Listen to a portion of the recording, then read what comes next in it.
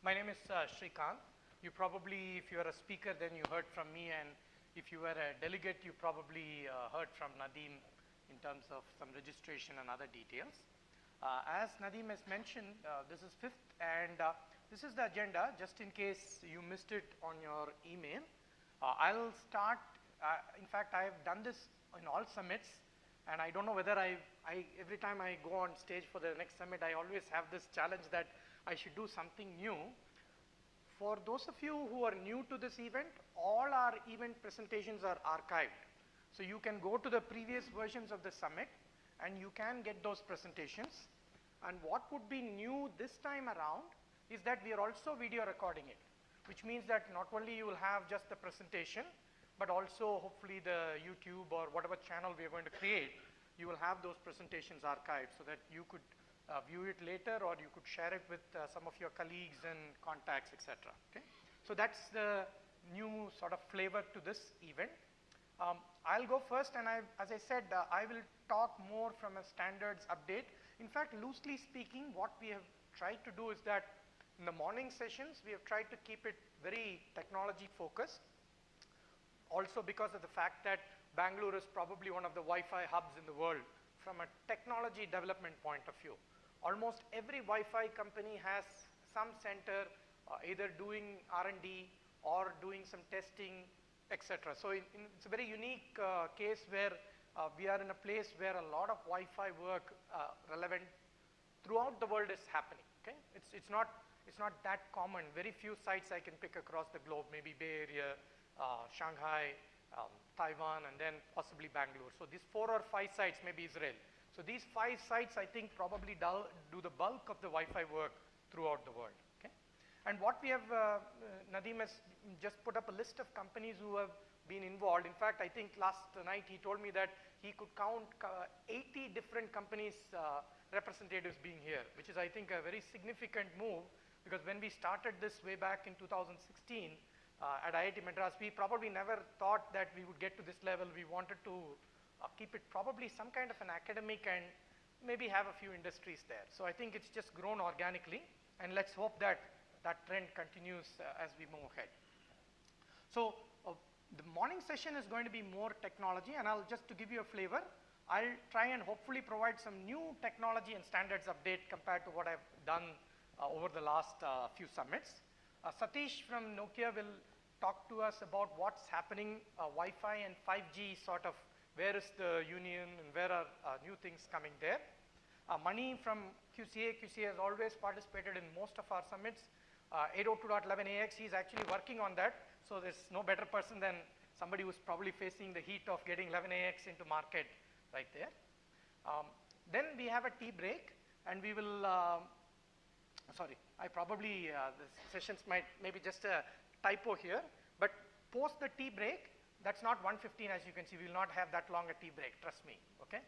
So Sendil from Cubercom will look at home mesh. So what we have also tried to do is that we have tried to pick the speakers with topics which we thought would cover the gamut of Wi-Fi, sort of different flavors of Wi-Fi. What we see is one is 11ax, the other we see is the home Wi-Fi or the mesh, the other is the 5G Wi-Fi. So hopefully together they will provide a sort of comprehensive view of where all Wi-Fi is going into, and hopefully we get to hear from those experts who are working in that area. So Sendil and his company are doing a lot of work. Sendil, in fact, was involved in some of the open source mesh implementation. So he is the right person, just like Mani is the right person to talk, or Satish is the right person to talk about 5G. So we have luckily the right people. Karan will talk about, he's also a creator of various tools in Mojo. So Karan will talk about voice and related things going over Wi-Fi. Then we have Gagan, who they are actually looking at high density Wi-Fi from a test equipment perspective. So based on our request, they have run a lot of tests, and I'm sure in the last hour or so, I'm sure Gagan has put together a lot of those data and made an insightful presentation on what is happening with Wi-Fi and high density. And then Jatin will talk about another interesting area where we'll have this location-based services. So hopefully In the morning session, we would have covered the technology aspects which we think are relevant for Wi-Fi.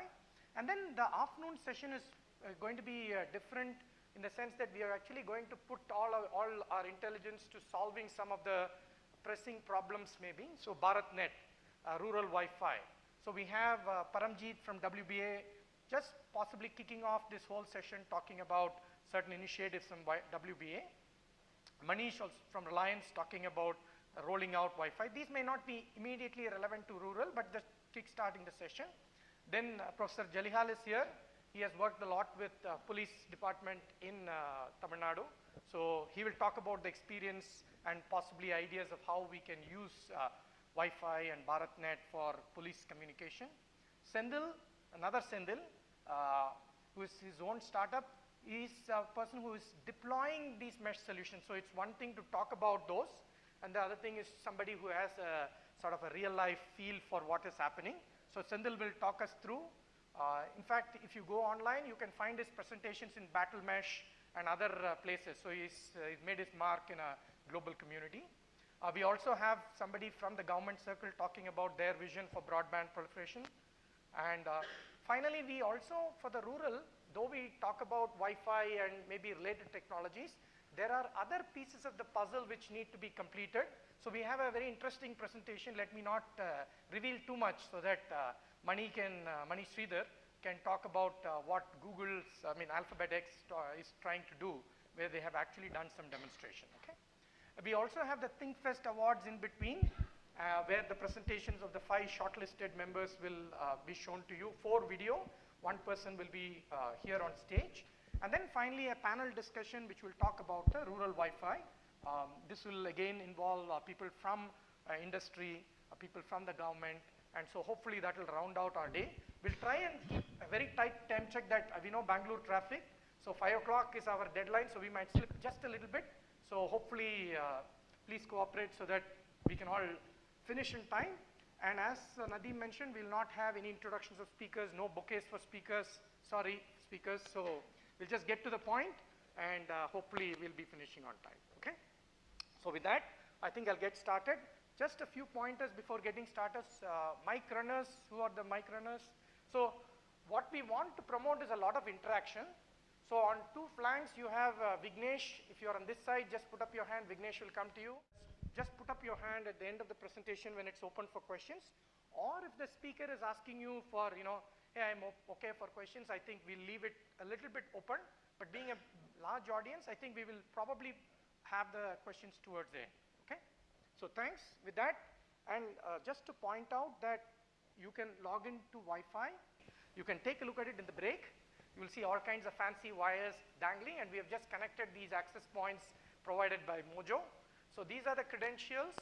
You should have got some email. If you don't have, and above whom should they contact? Desk. So Tarun or maybe the registration desk. During one of the breaks, feel free to contact. There is a rate limitation, so don't measure speeds because of having a big crowd. We've also made sure that we don't run into problem halfway through the session where it's all exhausted for everybody. So there is a rate limit. So you obviously cannot do everything that you wish to do, and speed tests are not the right way to measure this particular performance because we have kind of capped it at certain rates, okay? So I think we have covered most of what we have. So I think with that, I'm also on time for my talk. So let me jump on to that. And again, just a request, please feel free to interact. I think that's what we want to promote. We have budgeted for enough time for interaction so that we will get a feeling that this is more of a discussion rather than a conference. So with that, let me start. So good morning once more. My name is Srikanth, coming from NanoCell Networks. And as I said, every summit I'm kind of doing the first talk, and I'm kind of always under the gun saying, what should I do new? Because every 6 months I'm on stage, and now I'm going to be recorded as well. So which means that I can't cheat my way through. Presentations are also archived. So luckily for me, one of the things is that Wi-Fi is also moving fast, that almost every 6 months I at least have something new to share, okay? So I kind of thought about it and said, let me give a status update And this status update will be a little bit stretched, primarily looking at maybe some things which are just on the horizon. And then I will probably end with a sort of a vision for where I see Wi-Fi going, okay? And what I will also try and weave in is also point to other presentations which might cover some of those aspects in detail. What Satish might talk, or Mani, or Sendil, or some other people, okay? Okay, so for those of you who are probably somewhat new to Wi-Fi, you might have seen me use this slide earlier, minor updates because of new standards. You can see Wi-Fi is a very fast moving standard with lots of alphabet extensions. These are the mainstream alphabet extensions, primarily in terms of this is what people would refer to as, oh, I got this generation Wi-Fi or this Wi-Fi. What is new? Okay, let me also maybe spend a moment. Where are we? We are in 11AC wave 2 with this multi-user MIMO as the hot topic in terms of people saying this is the current thing that you should have. Everybody wants to pitch multi-user MIMO as the next big thing, right? And what is coming up and already making a lot of news in the market, about which Mani will spend more time, is 11AX, right? Now, if you look at 11AX versus 11AC, you don't see bandwidth changes. When I say bandwidth changes, RF bandwidth changes. Spectrum, of course, it will still be 2.4 and 5. In fact, 11AC forced everybody to adopt 5 gigahertz. 11AX comes back and says both 2.4 and 5 are applicable to this standard. And it doesn't, unlike the 600 Mbps to 7 gigabit per second peak rate improvement, which was afforded, 7 gigabit per second applies to both the 60 gigahertz as well as 11AC. We have a minor jump in peak rate from 7 gigabit per second up to about 10 gigabit per second, close to, not the exact number, but just around that. So this standard is the first standard in the Wi-Fi game which is not about peak rate improvement. That's one of the things I probably want to just put in new. And as I mentioned, many people say 2.4 is dead, but you can see 11AX is still not lost its belief in 2.4. And in fact, I'll highlight where that 2.4 is more likely to be emphasized as far as 11AX is concerned, okay? What about the status of 60 gigahertz? That was supposed to be the next big thing. 11AD is standardized close to 5 years back. We still don't have any mainstream products to speak of, but guess what? We have another standard coming, 11AY. So you might often wonder why they're jumping to a new standard when the old standard itself has not really taken off in a big way. Multiple reasons, but I would have a short comment at this time saying that 11AD, 11AY, 60 gigahertz is not completely dead. Okay, it's not completely buried. Okay, it still has some life, and I will, towards the end, I will share some insights and possibly make a sort of comment on where it could possibly come. What is probably dead is, for those of you who might have watched this alphabet and say something is missing, is 11AH. For those of you who might have followed the 11AH or Wi-Fi Halo, that is probably buried, is what my gut feeling. Again, I could come back 6 months later and say, well, there's something in 11AH, but it looks like it's buried, okay? So, as a part of where we are, I just want to kind of just briefly look at the hottest thing today in the products, which is multi-user MIMO in 11AC. Is it really hot? That's kind of what I would like to ask. And the quick answer, of course, obviously these things are not black and white. So obviously there are so many shades there. But in general, I would say MU-MIMO is a little disappointing. And I have listed down all the reasons. I'm not necessarily going to spend time there. But in general, I would say that MU-MIMO has very limited sort of potential in terms of solving problems. It does not cover range.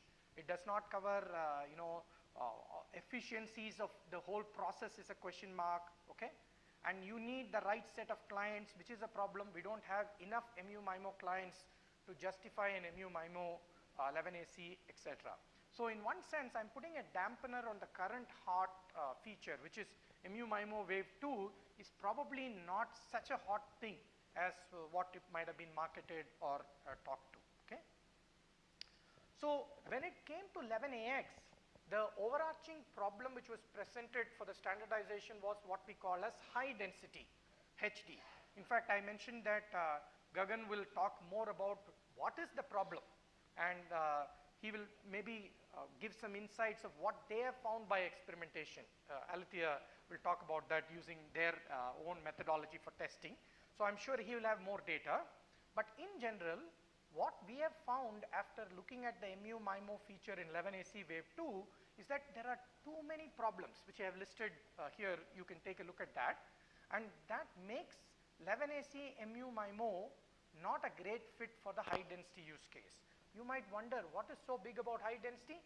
It's the big thing primarily because estimates are that even in a home, there are going to be how many 50 to 100 devices is the estimate by people.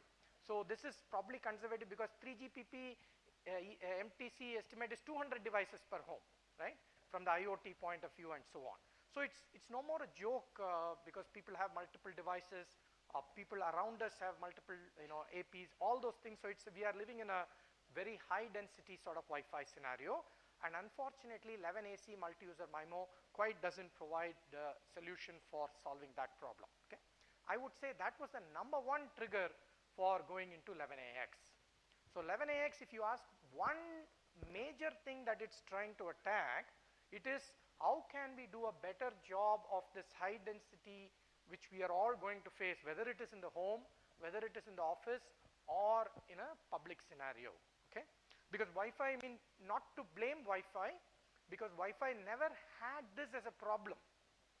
Almost overarching problem for Wi-Fi was always, how can we be close to Ethernet speeds?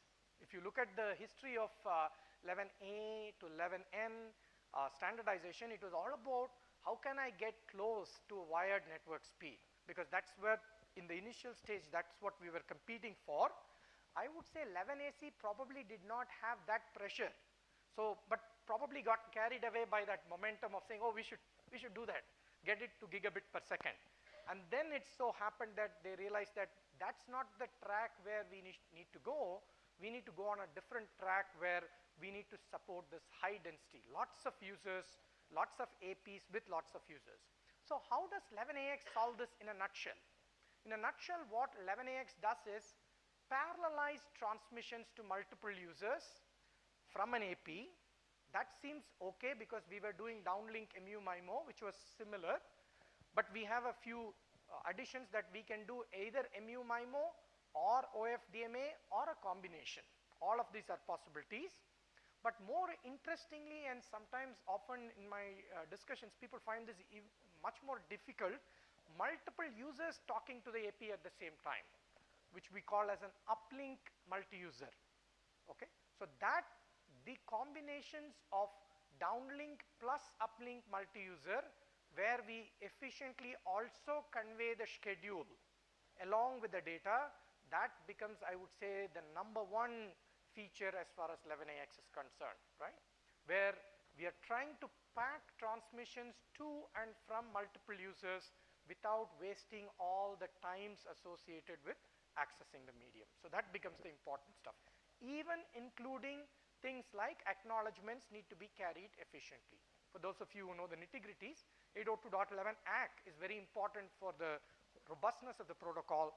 We need to carry that efficiently. Okay?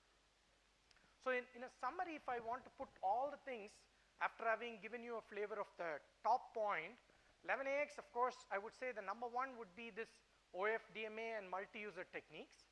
There is also something called as spatial reuse, which I think is still not really going to kick off till we figure out all the nitty-gritties there.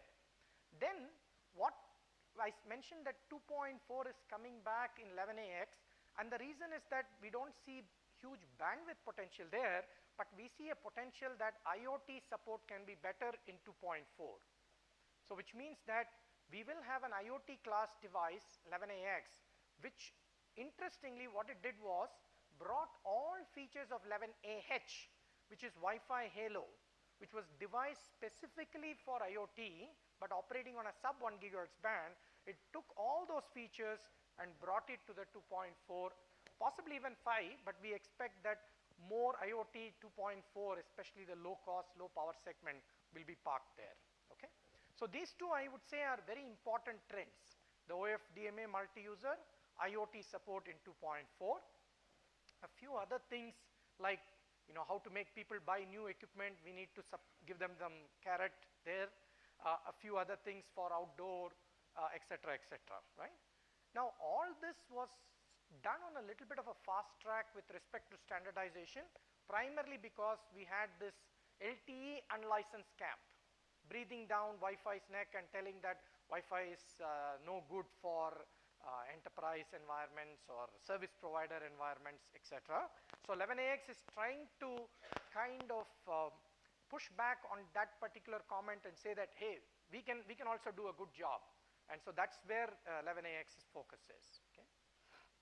Wi-Fi competition, which is what I alluded to just a minute back, primarily LTE unlicensed in the form of for a carrier LTE-U LAA, right? These are license assisted access and LTE unlicensed. These are especially LAA is a 3GPP standard, primarily where a carrier or a service provider can bundle licensed plus unlicensed spectrum together. That is one of the things that has been raised as a competition for Wi-Fi in service provider segment. And multi-fire, which is a standalone LTE based unlicensed technology. So that's the competition which is coming in for enterprise environments or similar environments where service provider licensed spectrum is not there. Okay. Now a small note as well is that Wi-Fi has not given up completely on the linkage with service providers. We also have a 3GPP standard where we have LWA and LWIP, which is LTE Wi-Fi aggregation in slightly different forms, right? And I'm sure Satish will highlight more about the 5G efforts in terms of how Wi-Fi is going to come into the cellular in a probably more seamless way without all the talk that we heard. Okay. Now we have heard this story for quite some time. Oh, this LTE unlicensed is coming. Where are the deployments? What is the plan?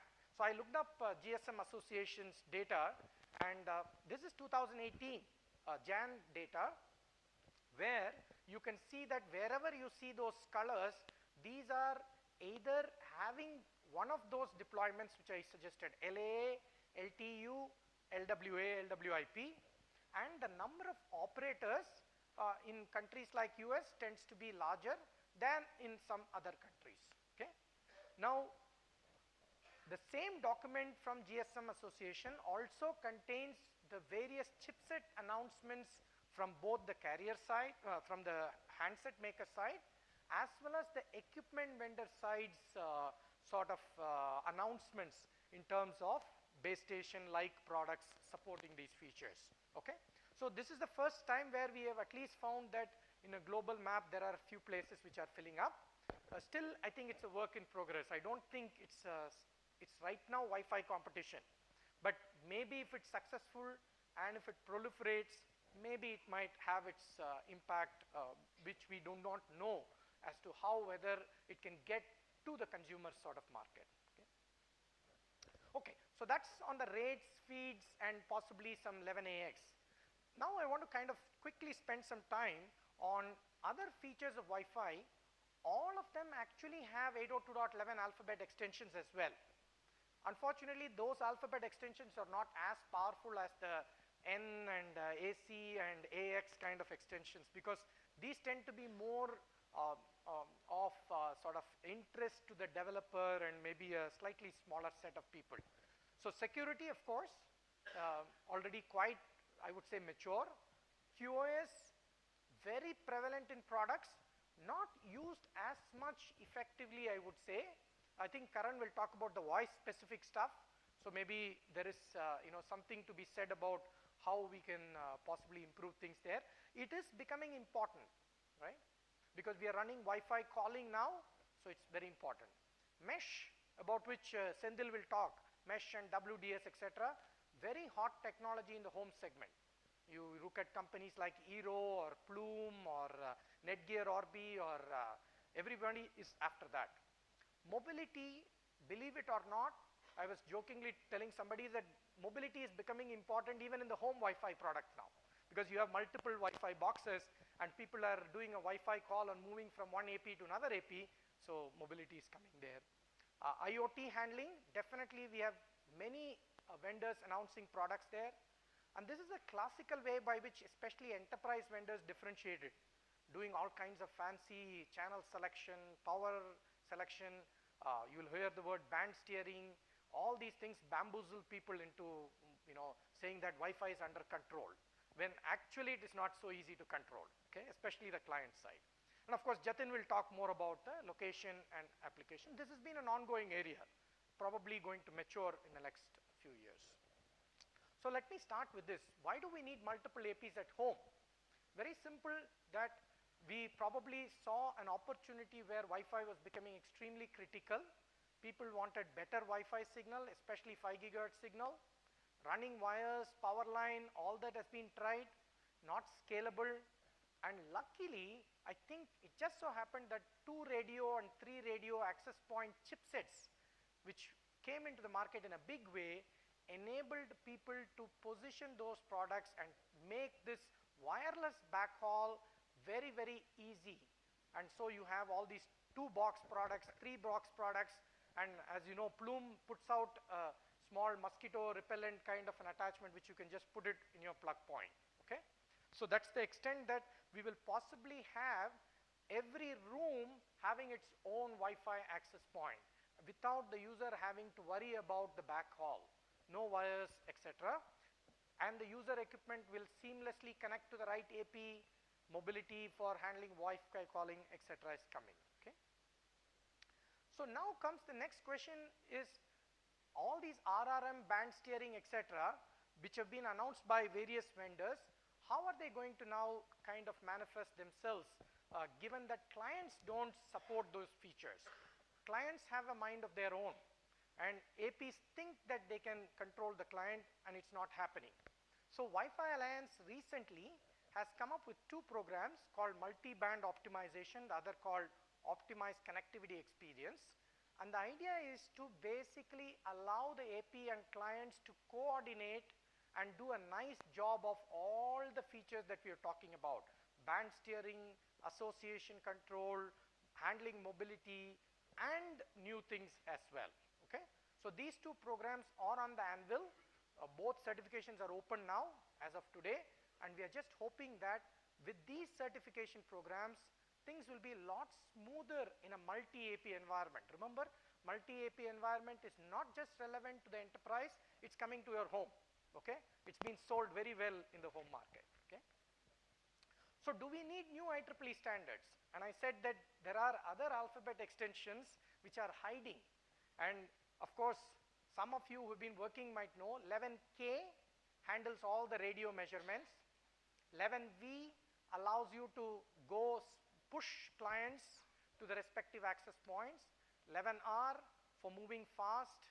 11U for contacting the AP prior to association. 11W for protecting the management frames, and a few extra information elements. So we don't need new standards.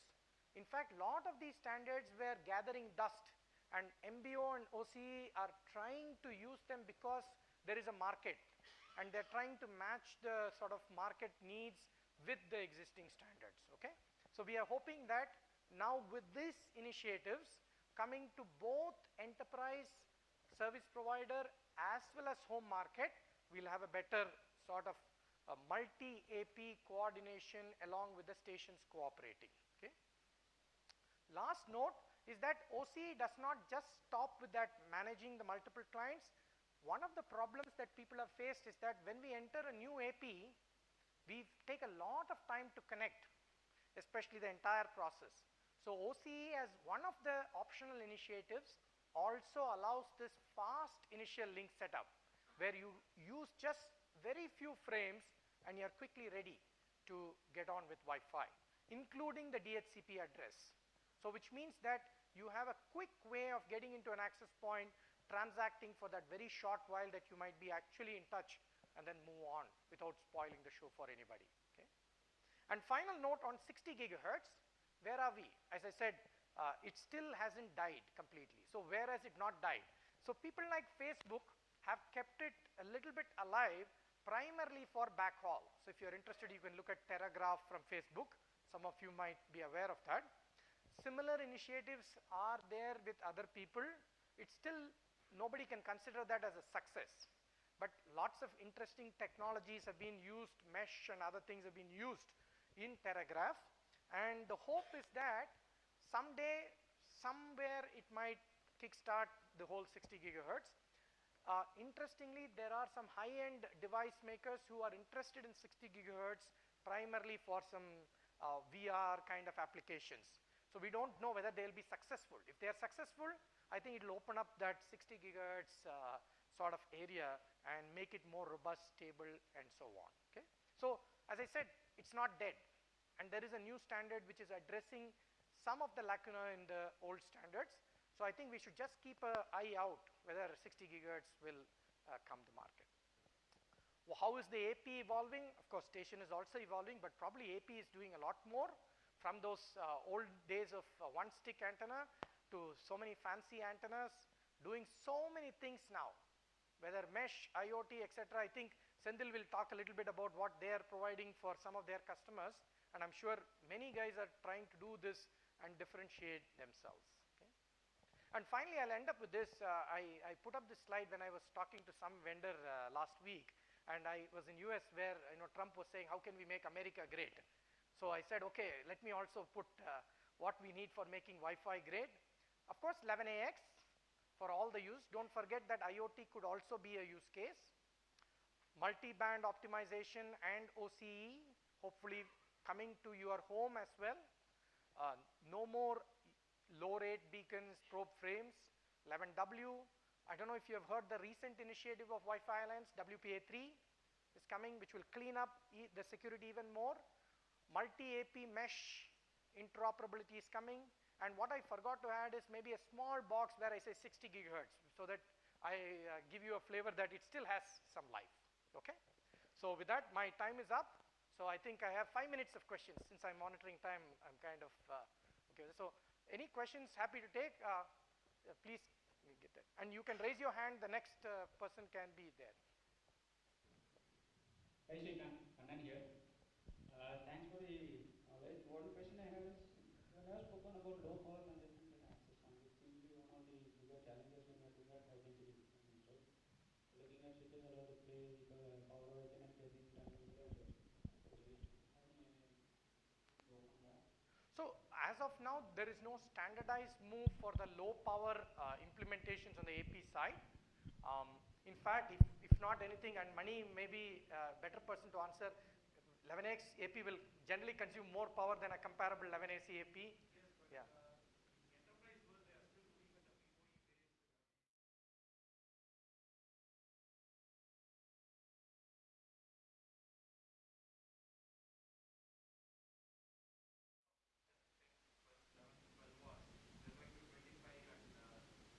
Something called dual PoE that goes up to 35 watts consumption, power consumption. So I'll just repeat what Mani might, you not have heard it. So generally, I think there is some move to support some higher PoE powers. And is there a move to also support a 11AX SOC with less power than 11AC as well? Please give him the mic.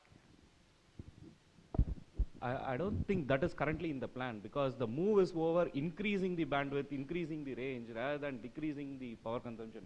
You have to cater to so many clients in high density. You need to have good amount of power put out so that you can be heard by everyone. Yeah. So the move is more likely to stick with PoE budgets, but at the SOC level, we may not be doing anything to actually reduce the power. And correct me if I'm wrong, most of that power would be processing power rather than the RF power, correct? Correct. So I think 11AX, if at all I see in the initial versions, would be a high duty, or a heavy duty power consuming AP. We still have, as I said, 3 more minutes. If you have questions, feel free. One at the back, then we'll take Bhuvnesh's question. So maybe this is for Mani more than you. When are we expecting 802.11 AX chipsets or AX based APs to hit the market, and devices, of course?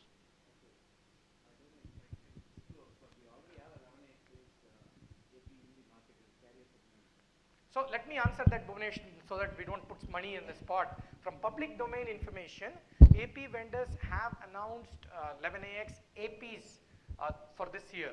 So Aero Hive is one which has made a lot of news, but almost all public domain announcements have been made by major AP, enterprise AP vendors, and possibly also some retail vendors, Huawei and TP-Link, etc. 11AX chipset, this is what I would say, talking to various parties. I think 2019 and beyond is when mature products are likely to be available, but I'm sure that there is a race to get the first 11AX product into the market. That will happen in 2018. Good luck if you buy that. Yeah. Yeah. The AC wave 2, Yeah. you told they're using a MMO, we call multi. So we thought that it will improve the throughput and efficiency of the overall system, but you are telling that it is not helping as much. So could you please throw some light on that quickly? Yes. In fact, I mean, as I said, none of these issues are black and white. So I tried to capture what I thought might be a majority sort of viewpoint. I will stick my neck out and say that 11AC MU-MIMO is practically useless, and so I can get some more discussion going there. It's a good lab feature. It's a feature which has very limited use in my opinion, but the way 11AC MU-MIMO is designed, it's only going to get you those numbers if you have all the right things in place. So in a certain sense, and why it is because as I've tried to list and I've tried to portray that in the figure, for sending this multi-user data, we actually spend a lot of what we call overhead, as well as, in fact, I have not shown the overhead below here. These overheads are not carried in MU. So for doing MU, you do a lot of SU, and that too in a very inefficient SU way. So 11AC MU-MIMO, if you have an option, and I know of many vendors who have actually bought those products and turned that MU-MIMO feature off, okay? Because they actually get lower throughput with MU-MIMO rather than with MU-MIMO. But there is hope. 11AX MU-MIMO is not the same as 11AC MU-MIMO because it has an uplink MU associated. So you will find that 11AX MU-MIMO will probably make the MU-MIMO much more useful in practice. 11AC MU-MIMO, for various reasons, did not possibly think through all the matters. Okay. Yeah. Last question, one more we can have, and then I'll have to hand over. What would be the transmitting power of this Wi-Fi? Because you were explaining about this concept of having multiple APs in a small house. So for example, a 2 BHK house, if you have multiple APs, how will you do optimization on it? They're not necessarily regular. That's a good question. That, as you remember, I put out this other slide saying that now when we put APs in an enterprise or a high density environment, we put APs, literally speaking, every 10 meters or even closer. Some deployment folks can tell what is the high density. So in those cases, what they have as a radio resource management feature is also a power control, an automatic power control built into the access point, which will make sure that they don't unnecessarily trample upon the coverage area of a neighboring access point from the same SSID. Same techniques are going to come into the home segment as well, where APs, multi-APs belonging to the same SSID, generally of the same manufacturer as of today, will figure out what is the correct power levels. So those power levels, as you know, the highest power levels are the orders of 100 to 200 milliwatts, but in the high density case, power levels are very close to 3 to 4 dBm, which is, we are talking about single digit milliwatts. So you buy a 100 milliwatt product, but you actually use it at sub 10 milliwatt. That is happening today in the high density case. And I expect that in the home, depending on your home, the power control mechanism will automatically kick in and get us to the appropriate power levels of the access point. Even the channel, so all these features, the bundle called RRM includes channel selection, power, few other optimizations. All of them are coming to the home market as well. It was not there because we never had any reason to do those things in the home. But with multi-AP products, makes sense now that you want to get all those gizmos into the AP as well. Okay? Thanks. I think my time is up. I'll stop. I'll hand it over to Satish.